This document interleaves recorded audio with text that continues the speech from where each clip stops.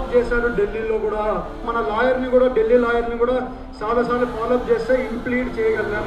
ఇవాళ ఈ ఇంప్లీడ్ చేయడానికి మనం ఇమ్మీడియట్గా సీఎం గారు ఆ రోజు రియాక్ట్ అవ్వడం వల్ల ఇవాళ దాన్ని ఇంప్లీడ్ అయ్యి దాన్ని ముందు పోకుండా ఆపి మన బాధలు వినడానికి ఇవాళ మనం సక్సెస్ అయ్యామనేది మీ అందరికీ తెలుస్తున్నాం.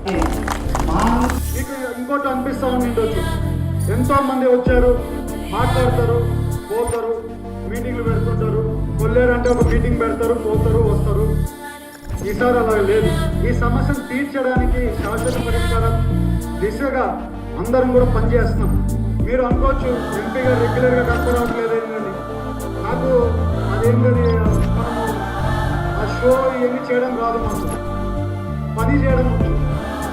పని అయిపోయినాక పని అయిపోయిందని చెప్పిన రోజు మాట్లాడదాం అనేది నా ఉద్దేశం.